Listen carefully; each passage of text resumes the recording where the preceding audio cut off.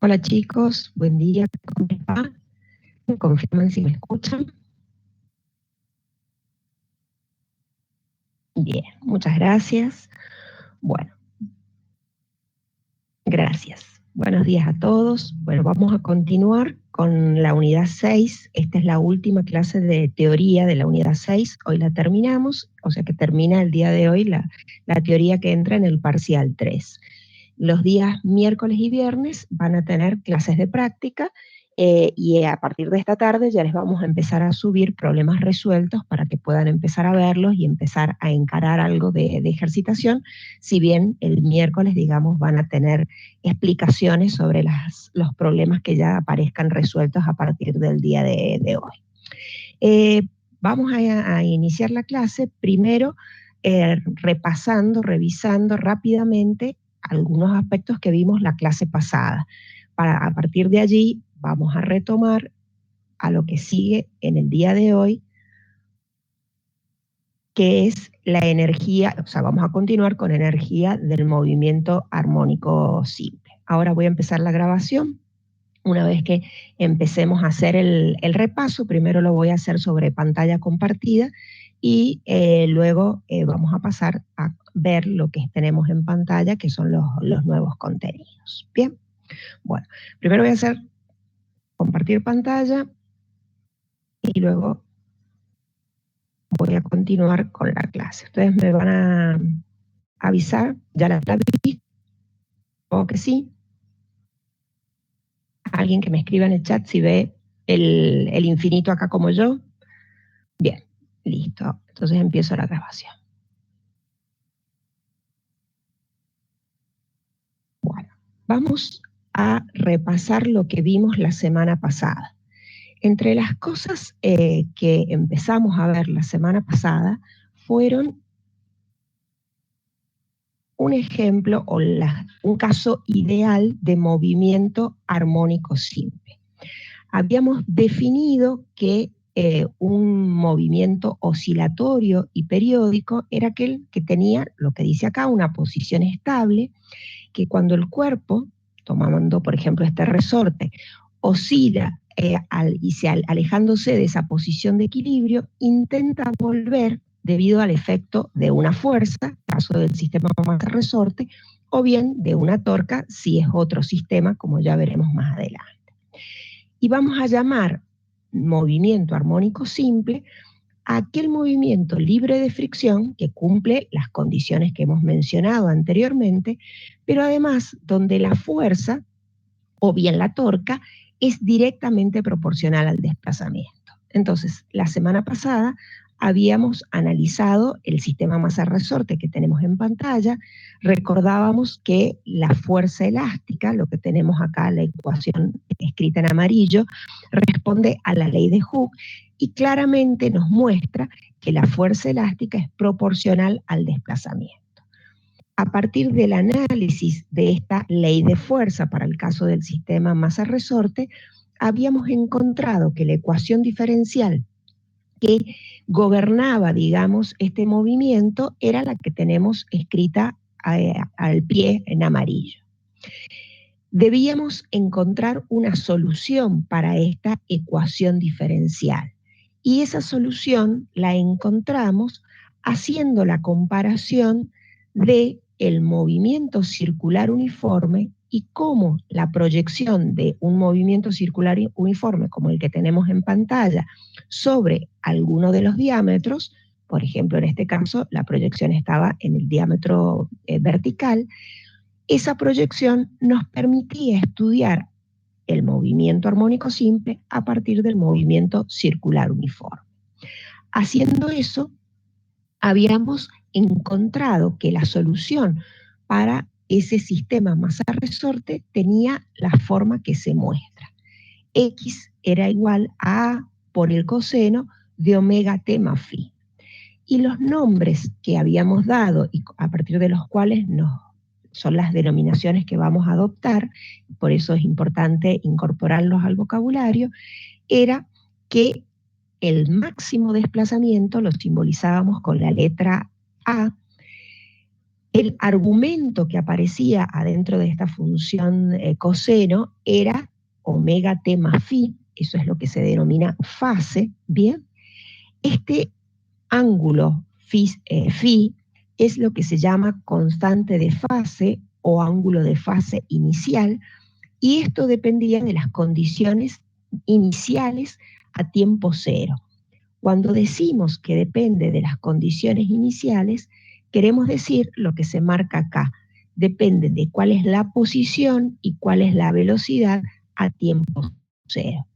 Y la clase pasada habíamos visto que este movimiento, que es un movimiento circular uniforme y cuya proyección me da un movimiento armónico simple, y a su vez acá tenemos la gráfica correspondiente a la posición, que como ven responde a una función senoidal o cosenoidal, nosotros podíamos estudiar este movimiento partiendo desde distintos instantes, de distintas posiciones.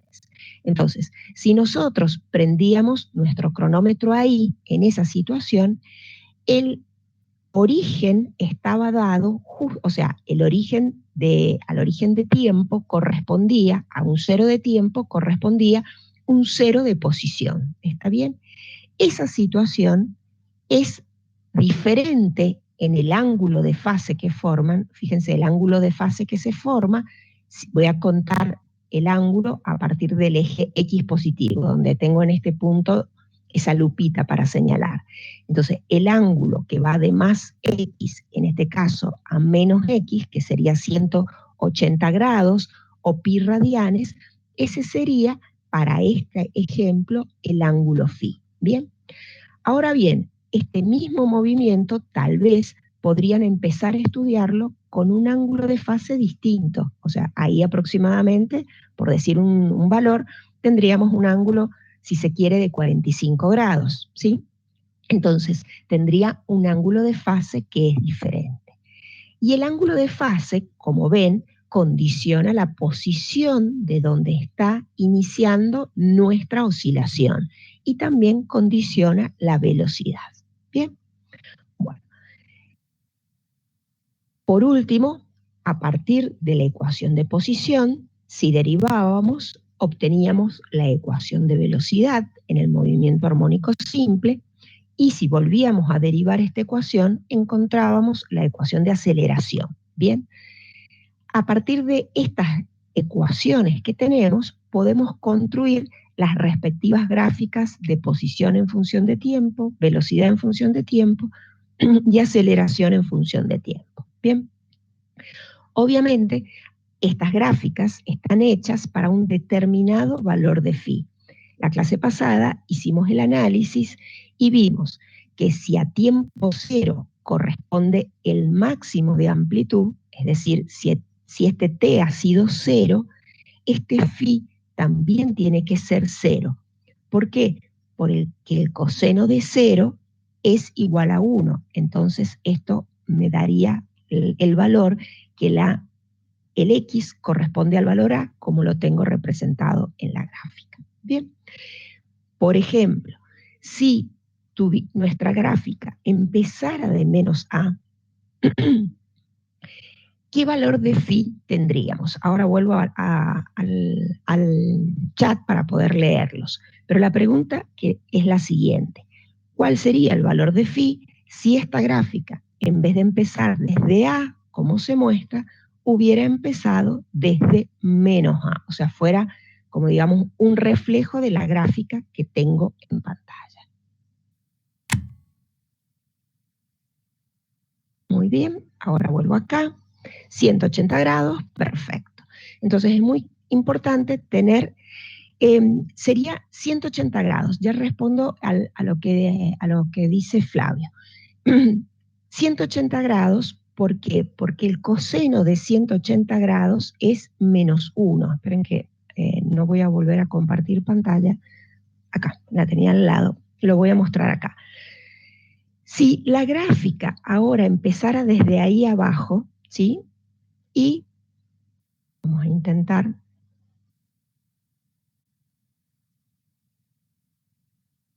Pongamos que la gráfica empezase desde un valor acá que es menos A. Y la gráfica fuera igual, si se quiere, pero algo así, digamos.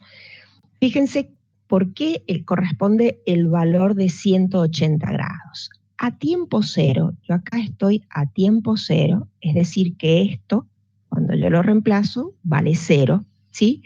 Yo tengo que lograr que mi coseno de phi valga menos 1.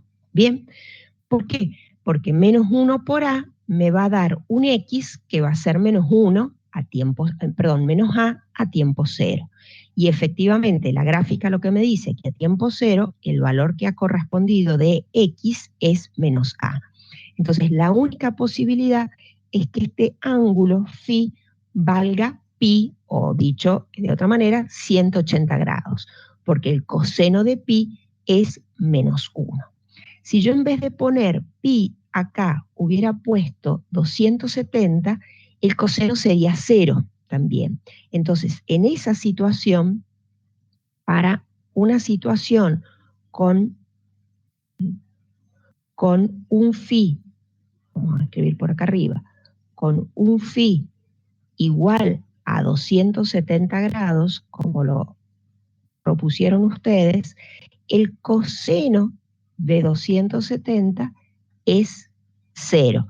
Es decir, que nuestra gráfica empezaría en ese caso desde ese punto, porque como estoy a tiempo cero, ya omega por t ya es 0, y el coseno de phi también sería 0, por lo tanto, nuestro x valdría 0 en esas circunstancias. ¿Está bien?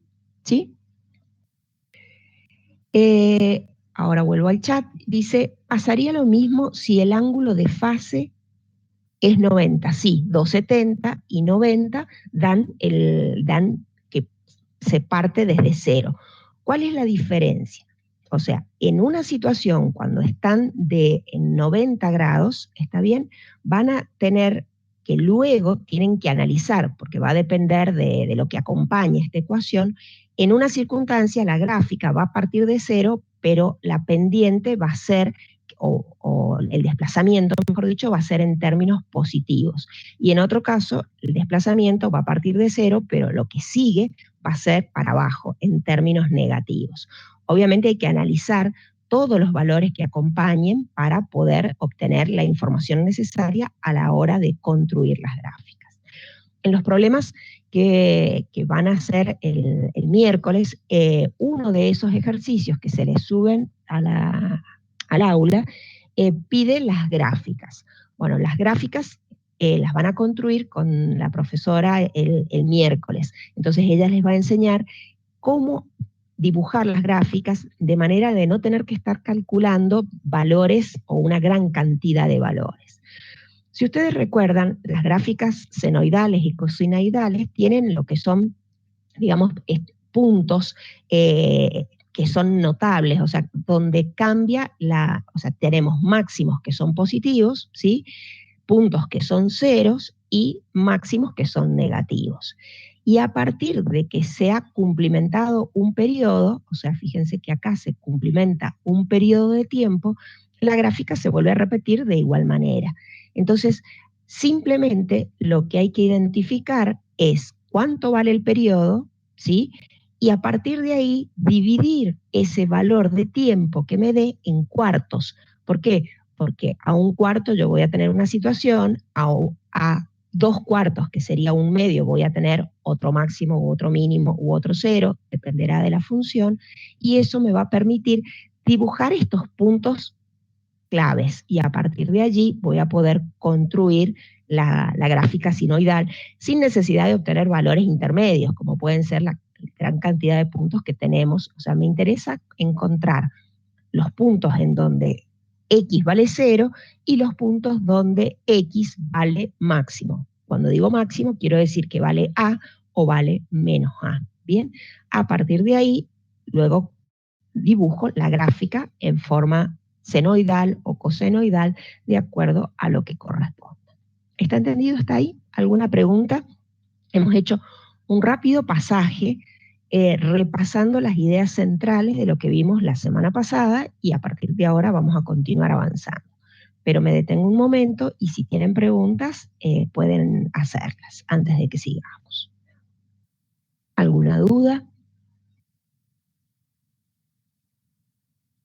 Bien, yo les voy a hacer una pregunta. A ver, dijimos que X, ¿sí?, era solución de la ecuación diferencial y que tenía la forma A por el coseno de omega t más phi. Pero también vimos que otra función armónica era la función seno. Bien, de hecho, una función seno y una función coseno en su forma son idénticas, ¿sí? La diferencia es que están desfasadas.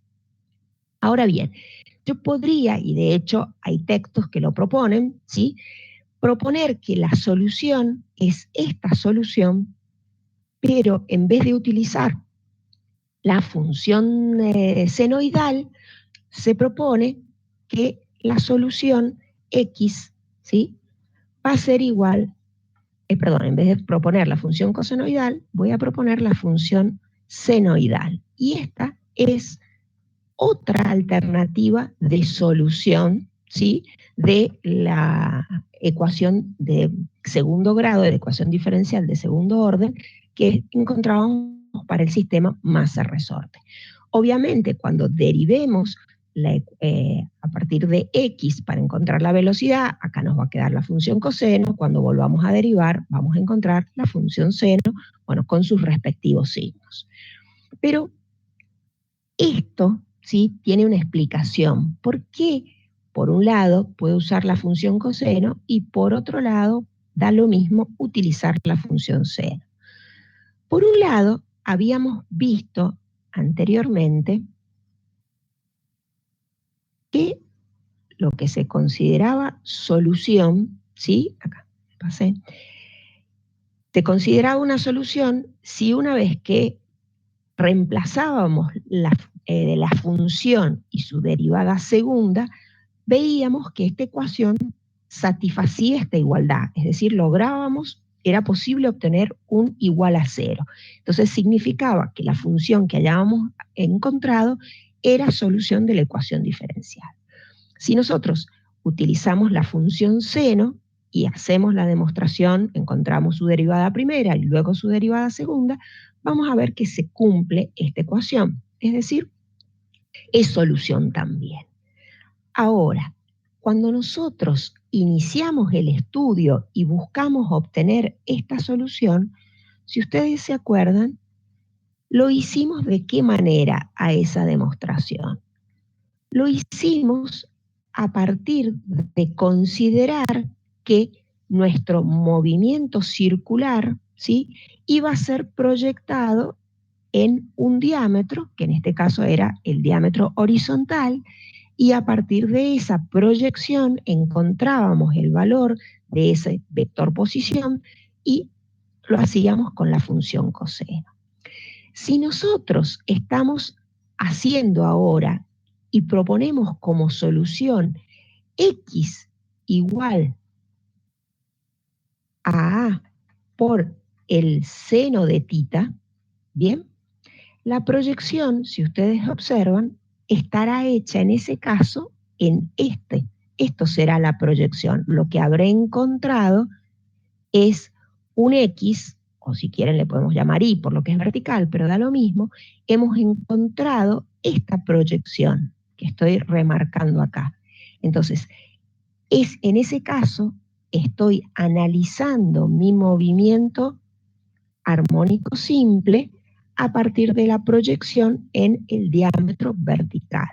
Y habíamos dicho que podíamos hacerlo en el vertical, en el horizontal, en cualquier diámetro, de hecho.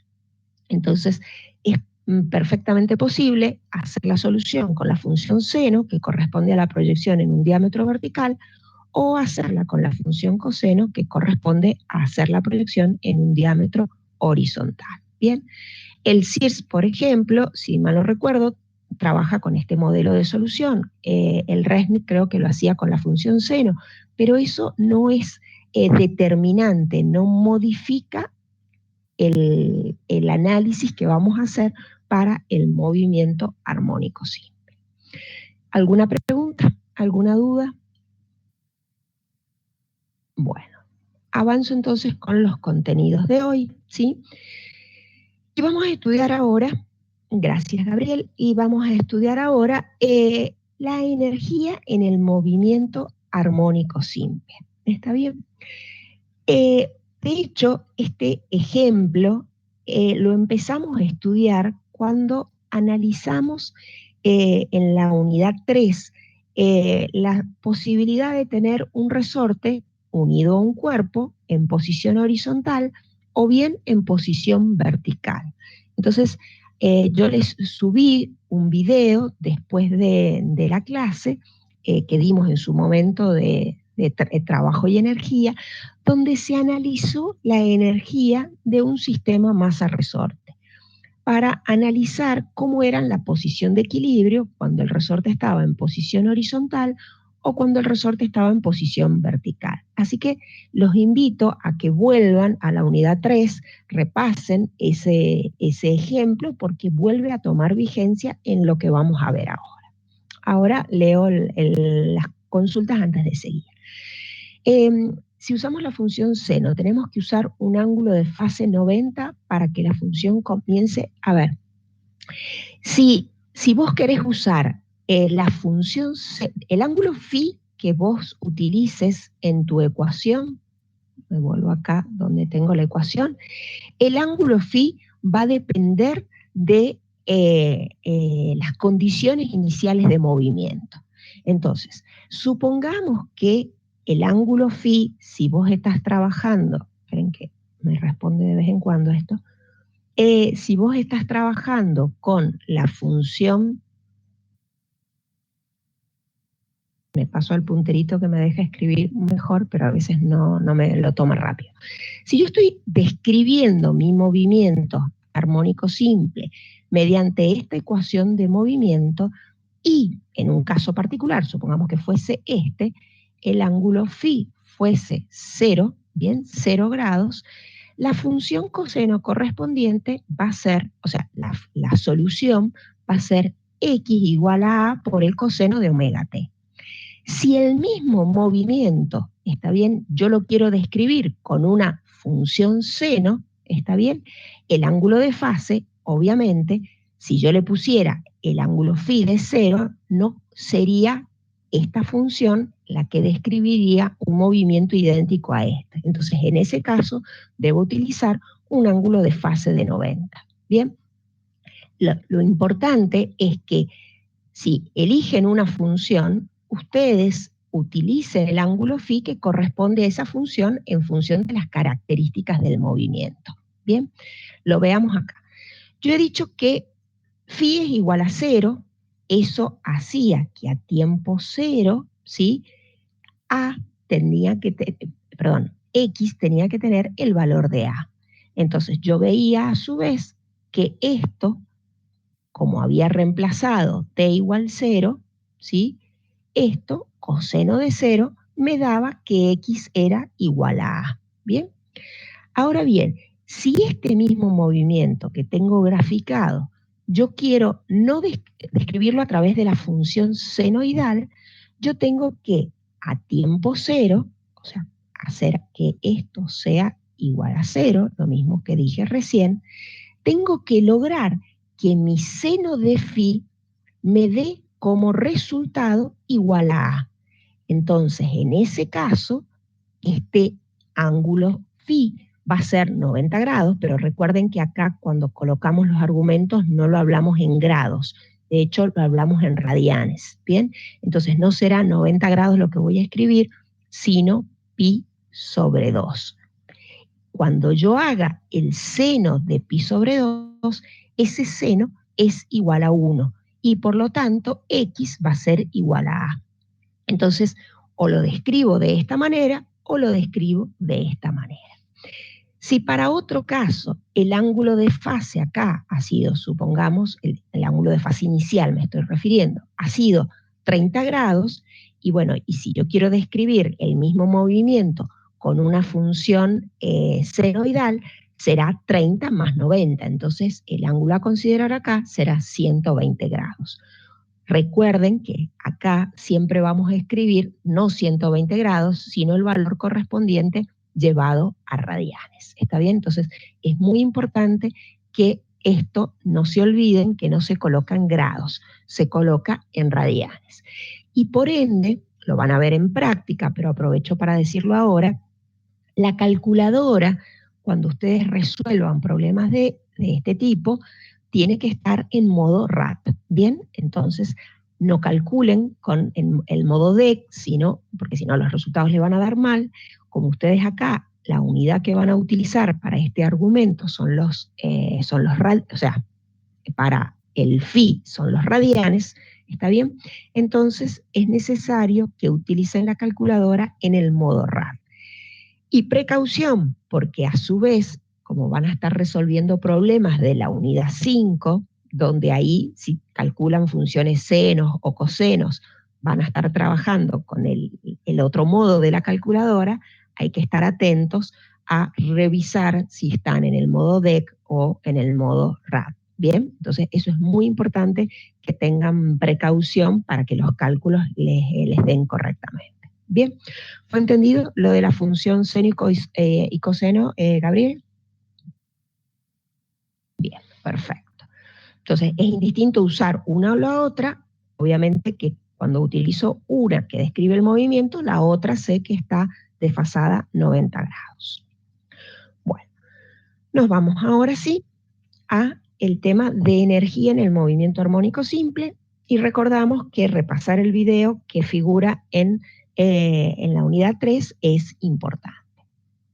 Vamos a tomar un ejemplo.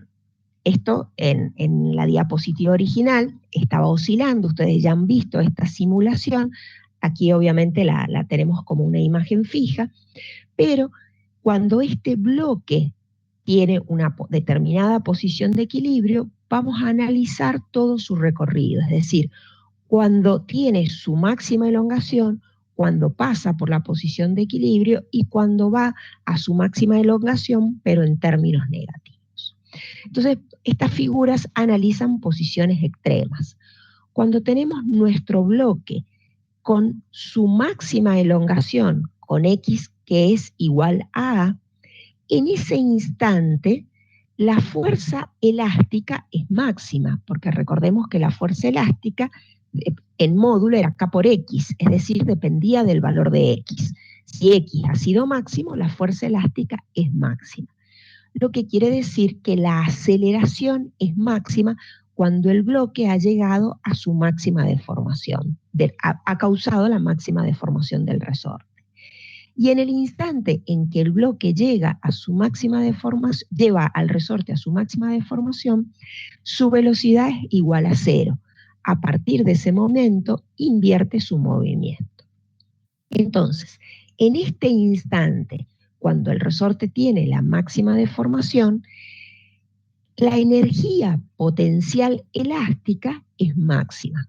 Recordemos que para un resorte la energía potencial elástica era igual a 1/2 de K por X al cuadrado, por lo tanto, la energía potencial elástica en esta situación será 1/2 de K por A al cuadrado. Y la energía cinética, obviamente, como la rapidez ha sido 0, será nula.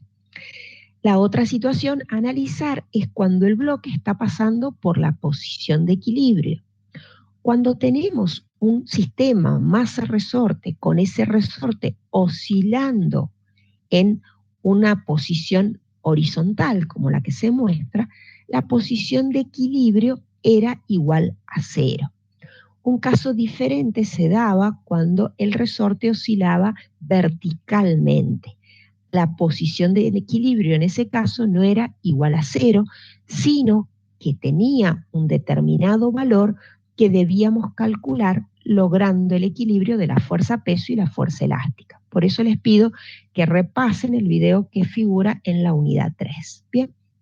Pero volvamos a este caso, tenemos una deformación cero y en esa situación el resorte hace o retorna, pasa por la posición de equilibrio. Toda la energía potencial que tenía el resorte en esta posición, a medida que se ha ido acercando hacia el X de equilibrio, se ha ido transformando en energía cinética, se ha ido convirtiendo en energía cinética.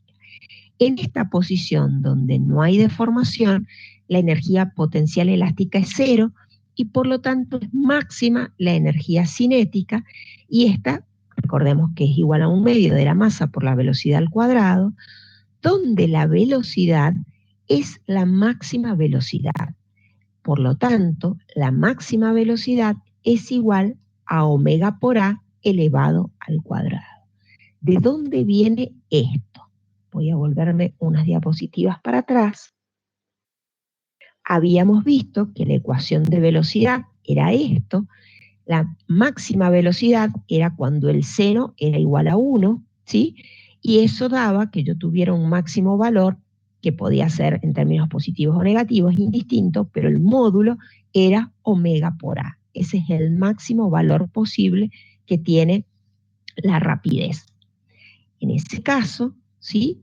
He reemplazado esa velocidad y le he elevado al cuadrado.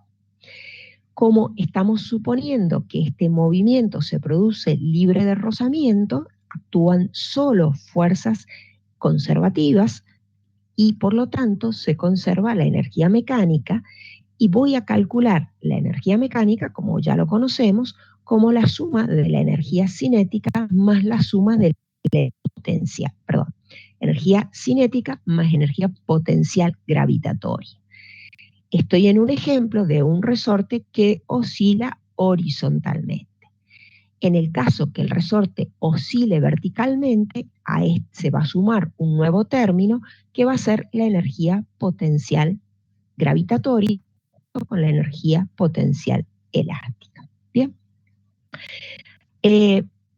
Vamos a ver ahora cómo son las gráficas en esta situación. Veamos. Acá los colores nuevamente nos sirven de guía, nos sirven de referencia. Fíjense que yo he planteado que la energía mecánica es la suma de la cinética más la energía potencial elástica. Bien, cuando una es cero, supongamos que es cero la energía cinética, que era la situación donde tenía la máxima deformación el resorte, en ese caso se volvía máxima la energía potencial elástica. Por lo tanto, la energía potencial elástica era directamente igual a la energía mecánica. Y la otra situación podía ser que la deformación fuera cero, es decir, que el bloque pasara por la posición de equilibrio. Entonces, toda la energía que iba a tener el bloque iba a ser energía cinética, por lo tanto, la energía cinética máxima iba a ser directamente el valor de la energía mecánica. Si observamos esta función que tenemos acá, la energía mecánica, voy a concentrarme ahora en la energía mecánica, depende de la constante elástica del resorte, que es constante, y depende de la amplitud del movimiento, la cual es constante. O sea, una vez que hemos establecido el movimiento, A toma un valor constante porque estamos suponiendo que no hay fricción. Entonces, la energía mecánica en la gráfica acá tenemos graficado en este eje energía, ¿sí? En el eje vertical, y en el eje horizontal tengo graficado X posición. Entonces, si miramos las ecuaciones, la energía mecánica es constante, y es lógico con lo que hemos dicho anteriormente, pues hemos dicho que actúan fuerzas conservativas. Si lo miro de esta manera, también la masa es constante, la frecuencia angular es constante, la amplitud es constante. Entonces, cuando yo grafico la energía mecánica es una recta sin pendiente porque tiene un valor que es constante. Ahora, veamos cómo graficamos las otras energías, ¿sí? O sea, la energía potencial y la energía cinética. Empecemos por la energía potencial. Esta es una gráfica precisamente donde tengo energía en función de posición.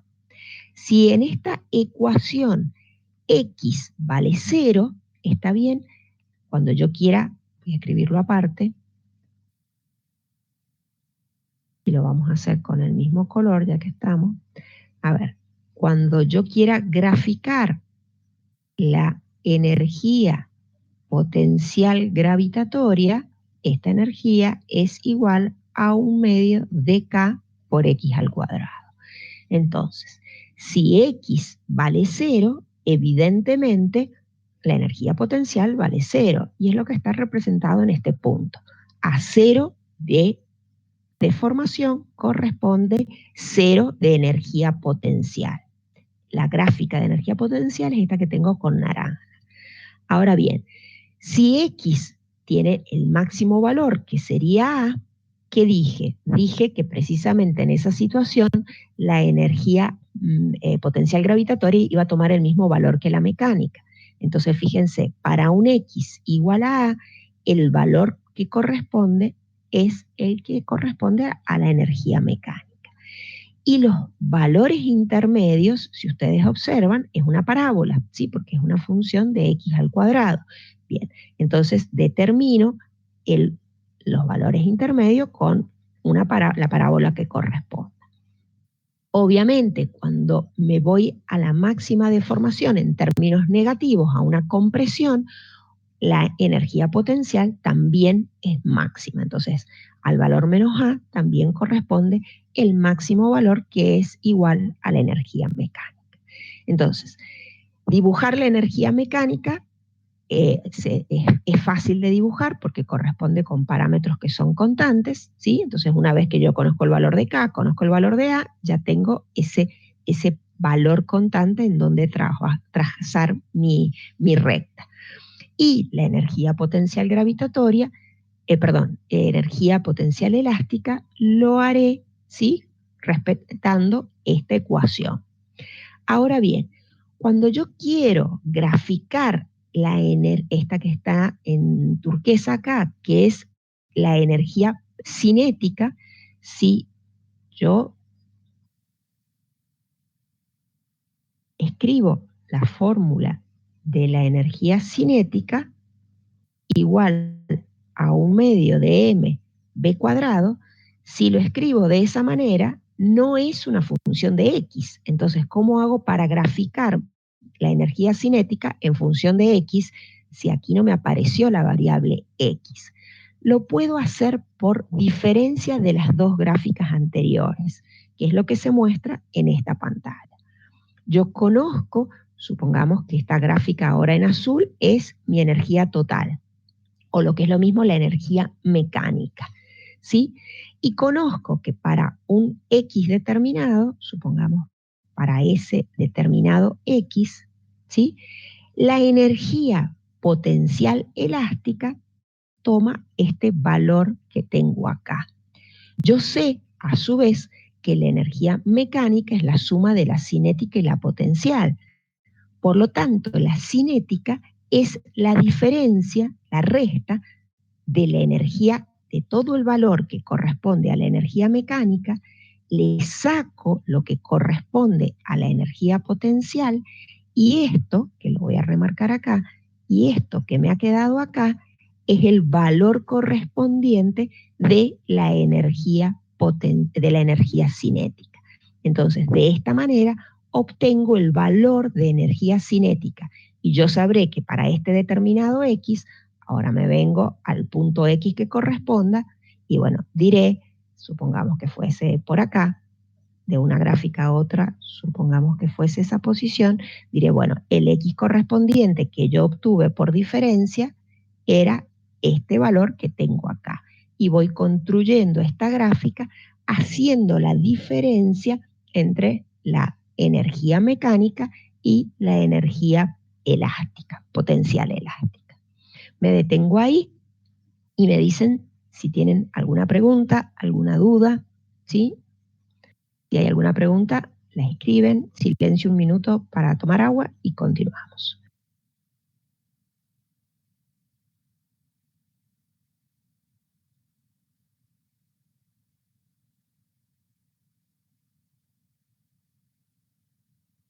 ¿Hasta ahí se ha entendido? Bueno, muy bien. Limpiamos y continuamos. Entonces, prestamos atención. Si yo solicito que construyan la gráfica de energía en función de posición, bien, la función tiene que estar en función de posición, en función de X. Obviamente, esa gráfica de energía potencial elástica ya está, ya es una función de X. Entonces, no tengo que hacer nada. La energía mecánica, a su vez, es una recta, así que yo defino, por ejemplo, el máximo valor de energía potencial elástica y listo, ya tengo el dato para dibujar esa recta. Y por diferencia voy a obtener la energía cinética. Pero otra gráfica que puedo realizar es la que muestro a continuación. En este caso, ¿qué se ha graficado? Se ha graficado la energía en función del tiempo, ¿sí? Y como ven, la forma de la gráfica, al menos de algunas de esas gráficas, es diferente. Perdón.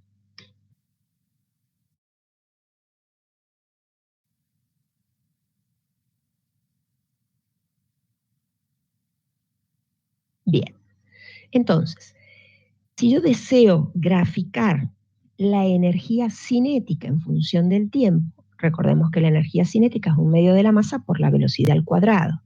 Deberé expresar esta velocidad al cuadrado de manera que aparezca la variable tiempo.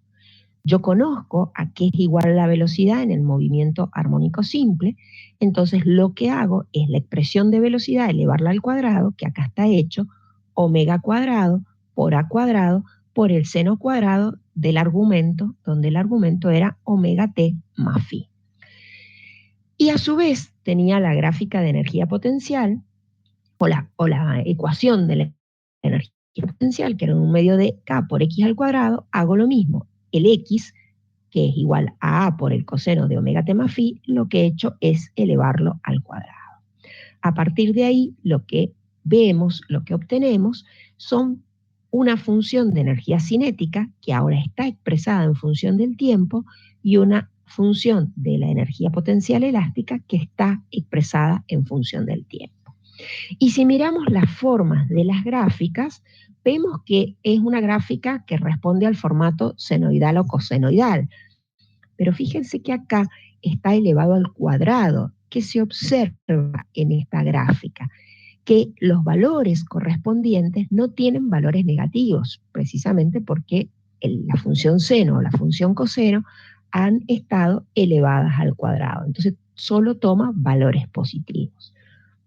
La energía mecánica, que es la representada en rojo, al igual que lo hicimos en la pantalla anterior, es constante y es esa recta que tenemos ahí. Ahora, nuestra energía potencial es esta gráfica, ¿sí? Y veamos, y está representado para un phi, bueno, ya vamos a ver para qué phi, pero podrán irlo concluyendo ustedes. Veamos. Si t vale 0, si estoy en este punto, ¿sí? ¿Qué observo en mi gráfica? Y observo que la energía es máxima, o sea, la energía ha sido igual a un medio de K por A cuadrado, que es la energía mecánica. Entonces, si yo el tiempo lo reemplazo a 0 en esta ecuación, el coseno me tiene que dar igual a ¿cuánto? Si yo he reemplazado y he tomado esto igual a 0, ¿sí? El coseno, ¿a qué me tiene que quedar igual? Para que coincida con la imagen que tengo acá. El coseno de 0 exactamente. Entonces, este coseno, pero el resultado del coseno tiene que ser igual a 1, ¿sí? Por lo tanto, el phi a considerar será un phi de 0 grados o 0 radianes, que es lo que tenemos que introducir en este argumento.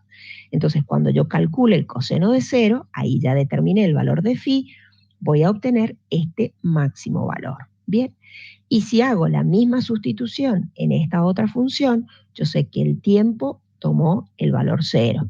Y a su vez he establecido recién que phi vale igual a 0. El seno de 0, recordemos que vale 0, por lo tanto, la gráfica que está en celeste es la que representa a la función de la energía cinética, ¿sí? Entonces, estas son las dos posibles gráficas que se pueden construir, o las más habituales, respecto a representar las energías en función de la variable X, o bien representar las energías en función del tiempo, ¿sí? Y lo que vamos a ver ahora, les voy a compartir pantalla, es una simulación. Bien, calculo que ya la tienen a la vista. Yo empiezo la explicación. Si no la estuvieran viendo, me dan aviso por micrófono, por favor. Bien, tenemos el sistema masa-resorte. ¿Está bien? Si yo a ese sistema masa-resorte, y ahora vamos a hacer algo inicialmente, le voy a poner un determinado amortiguamiento, ¿sí? Cuando yo cuelgo un resorte, un bloque de un resorte vertical, ¿sí? Lo estire o no lo estire, da lo mismo, ¿está bien? Ese, vamos a dejar que oscile, ese resorte, se detiene. Si le disminuyo el amortiguamiento y lo cuelgo nuevamente, veré que oscila con más de tiempo, de un determinado momento queda en equilibrio, ¿está bien? Cuando el resorte no tiene nada colgado, digamos, esa línea en azul está marcando la longitud no deformada del resorte. Pero cuando le sujeto una determinada masa, lo estire o no lo estire, lo que yo dije, y lo dejo oscilar, ese resorte en algún momento queda detenido. ¿Por qué queda detenido? Porque yo he supuesto que hay amortiguamiento, es decir, hay algo de fricción que lo está deteniendo. Supongamos que fuese la fricción del aire. Bien, entonces observo que el resorte queda en equilibrio, ¿sí? Queda con una aceleración cero y queda con una determinada deformación, que es la que está marcada acá en verde, ¿sí? Marca el desplazamiento que ha tenido con respecto a la línea donde el resorte no estaba deformado. Ese X es lo que se llama X de equilibrio y que ustedes lo han empezado a ver en los problemas de la unidad 5. Entonces, a partir de allí, el centro de masa de este cuerpo me está definiendo la posición de equilibrio. Cuando yo deformo esto y lo suelto, esto va a oscilar, pero fíjense que oscila en torno a esta posición de equilibrio. Entonces, a diferencia de un resorte que está en posición horizontal, donde el X de equilibrio era 0, acá tenemos un X de equilibrio determinado, y cuando el resorte en algún momento deje de oscilar, bien, va a volver a esa posición de equilibrio. Pero nosotros ahora estamos considerando movimientos armónicos simples, es decir, movimientos donde no hay amortiguamiento. Yo voy a reducir a 0 el amortiguamiento.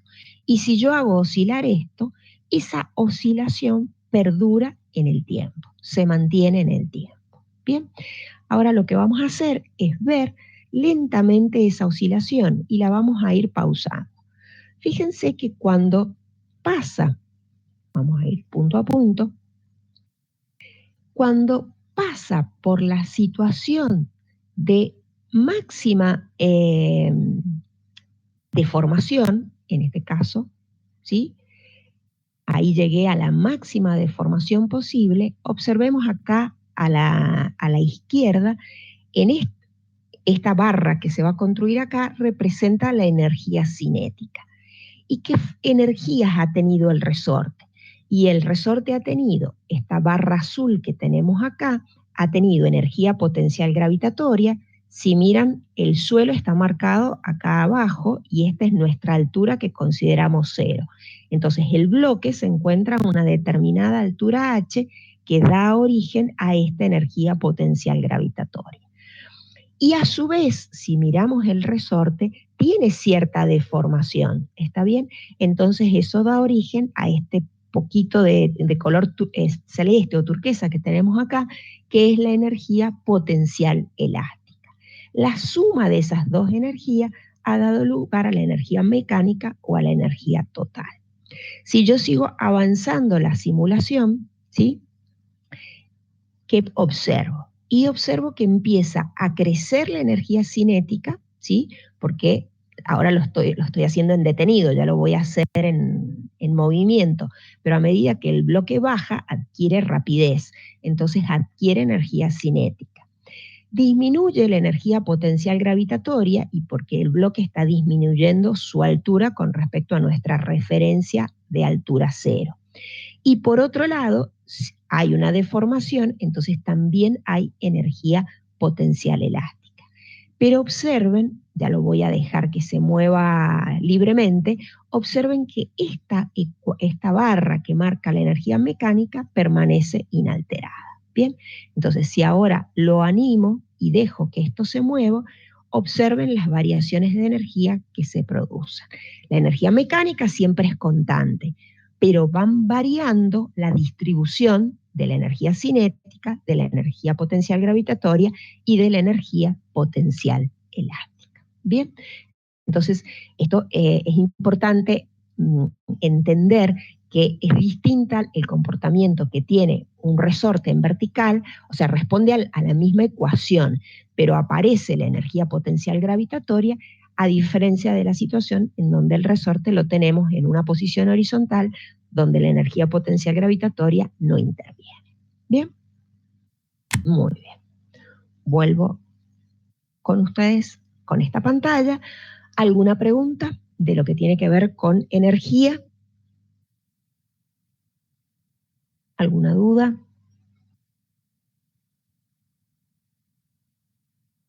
Bueno, ahí los veo que están escribiendo. Perfecto.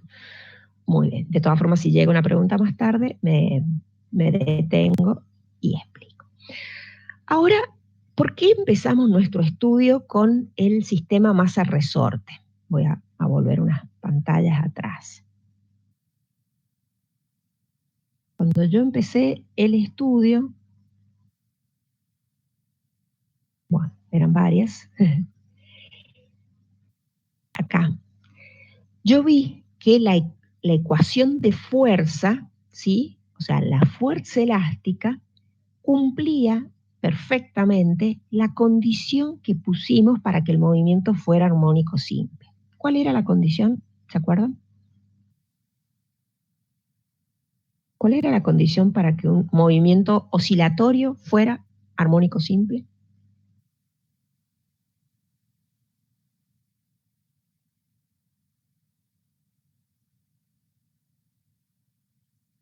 A ver.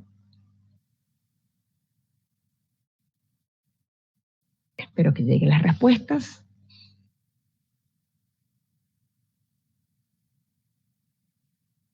Pasaba por la fuerza de restitución y cómo ahí viene con lo que escribió Josefina, para que el movimiento, ahí voy a unir las dos respuestas, las que ha dado Rocío y Josefina.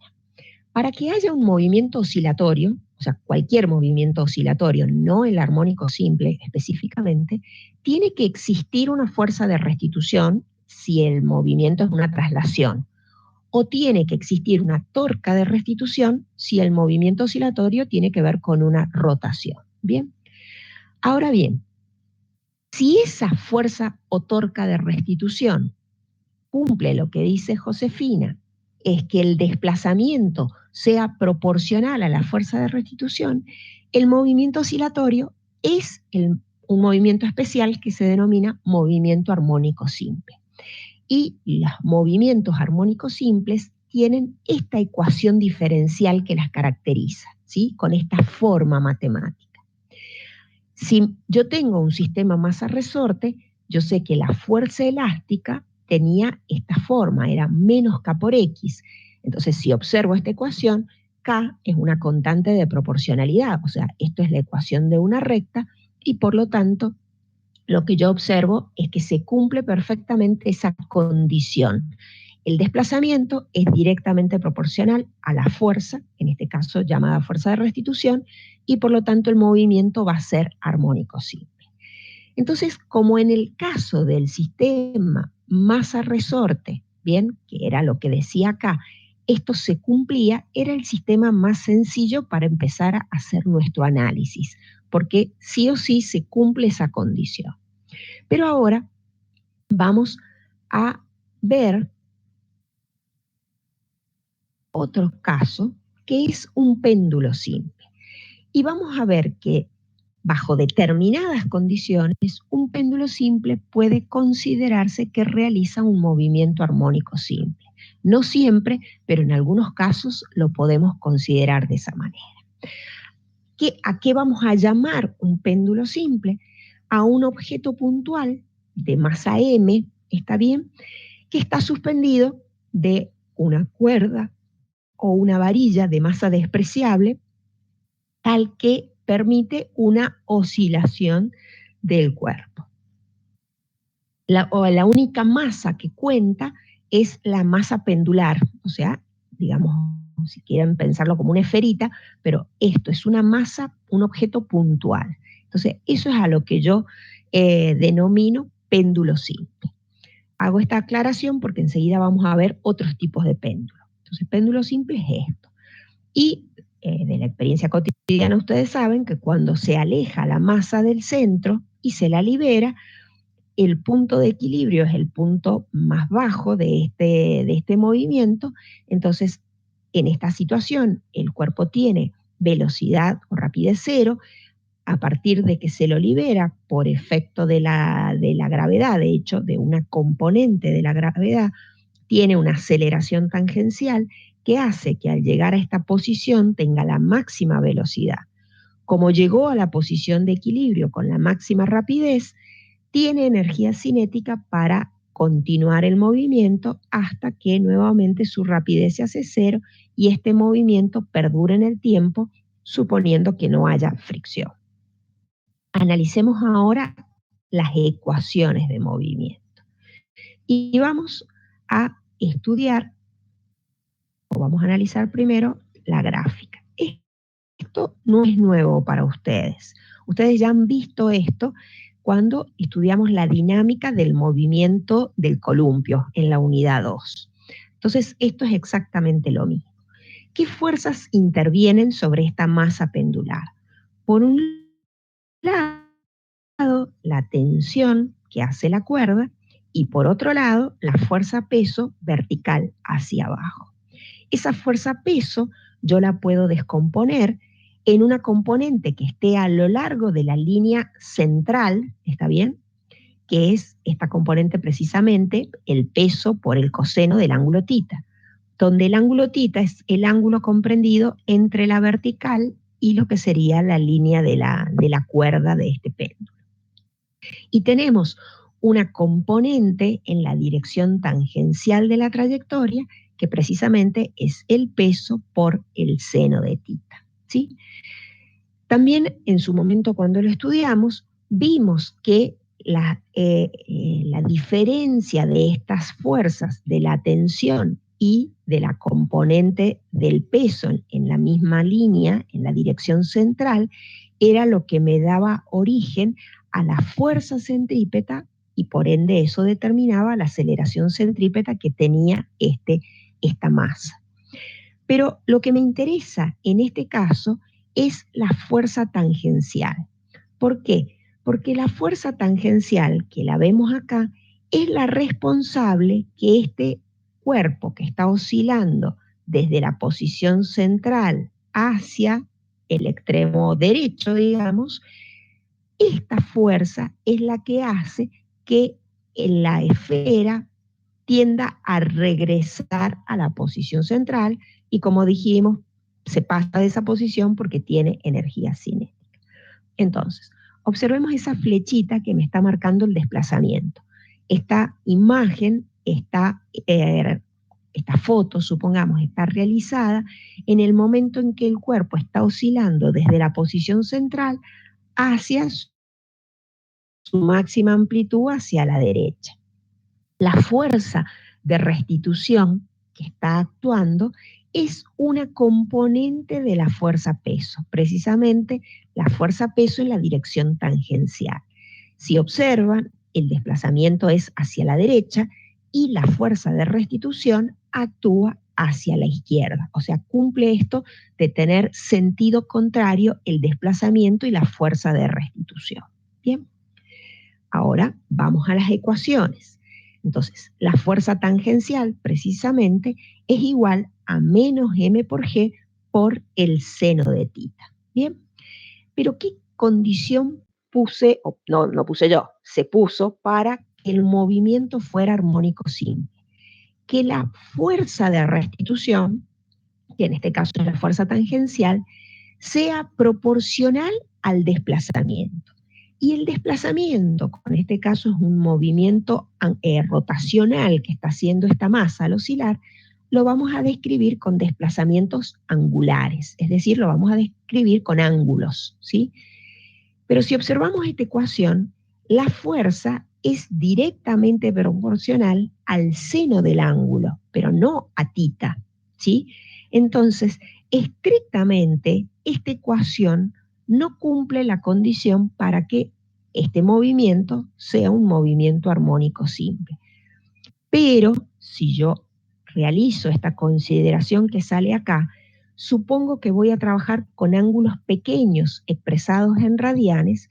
En esa situación, el seno de tita se aproxima directamente al ángulo tita. Y eso lo pueden comprobar ustedes con la calculadora, ¿sí? Expresen qué es un ángulo tita que se considere pequeño, menor a 10 grados, a lo más menor a 20 grados. Bien, entonces, si un ángulo de 10 grados ustedes lo expresan en radianes, van a obtener un número. A ese número calculen el seno de ese ángulo y van a ver que el valor que obtienen del seno es muy parecido directamente al valor del ángulo. Bien, entonces se puede realizar esta aproximación siempre que yo trabaje con ángulos pequeños. Y si yo considero esta aproximación, la ecuación anterior, ¿cómo me queda? Me queda que la fuerza tangencial, que era la fuerza de restitución, es igual a menos m por g por tita. M por g obviamente es una constante. Entonces logro la condición que dice acá abajo, que es que la fuerza de restitución sea directamente proporcional al desplazamiento y por lo tanto el péndulo simple podré considerar que realiza un movimiento armónico simple cuando los ángulos considerados son pequeños. Bien, entonces esa es la condición para suponer un movimiento armónico simple. A su vez, en las pantallas anteriores, cuando expliqué el movimiento del sistema masa-resorte, les dije que había una ecuación diferencial que caracterizaba ese movimiento. Vamos a encontrar ahora la ecuación característica para este caso, para el ejemplo del péndulo. ¿Cómo lo vamos a hacer? Vamos a seguir el mismo camino que seguimos cuando trabajamos el ejemplo anterior. ¿Qué hago? Yo escribo la fuerza de restitución. He visto que la fuerza de restitución en el caso de un péndulo es menos m por g por tita, ¿sí? Por el desplazamiento angular. Pero por la segunda ley de Newton, como la masa es constante, la fuerza la puedo expresar como la masa por la aceleración. La aceleración, recuerden que la vamos a escribir con este formato y no con A, porque no se trata de una aceleración constante. Y ahora, en esta ecuación, si se fijan, se cancelan las masas. Bien, entonces en esta ecuación se cancelan miembro a miembro las masas y me queda que menos g por tita es igual a la derivada segunda de la posición con respecto al tiempo 2 veces. Y ahora, si yo miro, tengo dos variables en esta ecuación, porque por un lado, X me está marcando el desplazamiento lineal y θ me está marcando el desplazamiento angular. Lo que yo voy a hacer es unificar las variables, porque θ está en función de X o X está en función de θ, es lo mismo. Entonces, si yo vengo a la gráfica, a esta representación, recordemos que el desplazamiento angular θ determina un determinado, que en este caso le he llamado X, y donde cualquier ángulo puede escribirse como el arco sobre el radio. El arco en este movimiento ha sido X, y el radio de movimiento es precisamente la longitud que tiene este péndulo. Entonces θ lo puedo escribir como X sobre L. ¿Qué hago? En vez de escribir θ como θ, en esta ecuación lo reemplazo, ¿sí? Lo escribo de esa manera, como X sobre L. Y ahora mi ecuación me ha quedado en función de la variable X. He unificado la variable. Voy a reordenar esta expresión. Esto que está restando lo voy a escribir en este término, por lo tanto me va a quedar que la derivada segunda de X con respecto al tiempo 2 veces más G sobre L por X es igual a 0. Y fíjense qué formato tiene esta ecuación. Tiene la derivada segunda de mi función más una determinada constante multiplicada por mi función. Entonces, esta forma matemática es idéntica a la forma matemática que tenía el sistema masa-resorte. ¿En qué variaba la ecuación? En que en vez de aparecer G sobre L, en el otro caso aparecía K sobre M. Bueno, porque siempre la constante que acompaña acá a la función depende del sistema que yo esté analizando. Cuando el sistema que estoy analizando es un sistema de un péndulo simple, la constante, que antes, recuerden que le habíamos llamado frecuencia angular al cuadrado, es igual a G sobre E. Bien, entonces, ¿qué me está diciendo esta expresión? Que el péndulo simple responde a un movimiento que es armónico simple cuando trabajo con ángulos θ que son pequeños y donde la frecuencia angular al cuadrado depende del valor de la gravedad y depende de la longitud que tenga el péndulo. En lo siguiente que se ha hecho acá, en vez de reemplazar la variable θ, lo que se ha hecho es reemplazar la variable X, ¿bien? Si θ es X sobre L, si yo despejo X, X es L por θ, ¿bien? Por lo tanto, a su vez, la derivada segunda de esta función, ¿sí?, es igual a L por la derivada segunda con respecto al tiempo. Bien, entonces, en esta ecuación que tenía acá, en vez de cambiar X, voy a dejar θ, en vez de cambiar θ, lo que voy a hacer es dejar θ y cambiar esto. Por eso he derivado este X 2 veces. Fíjense que L es una constante.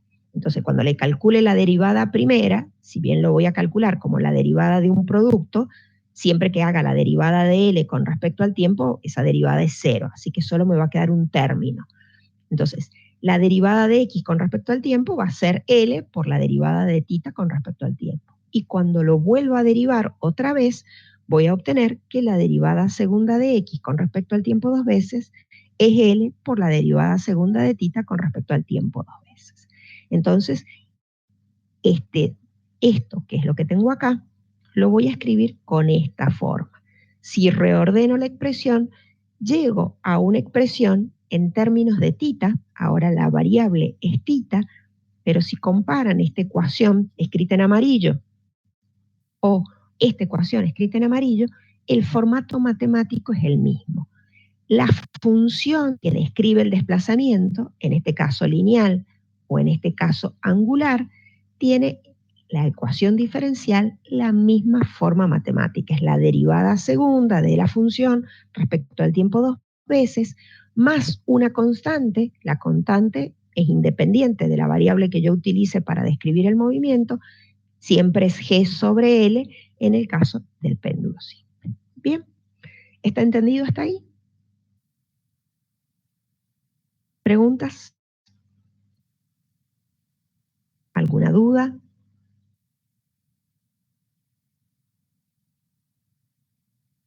Bueno, vamos a hacer un recreito, son las 10:55, a las 10 minutos, 11:05, volvemos y continuamos. Pauso la grabación y retornamos en 10 minutos.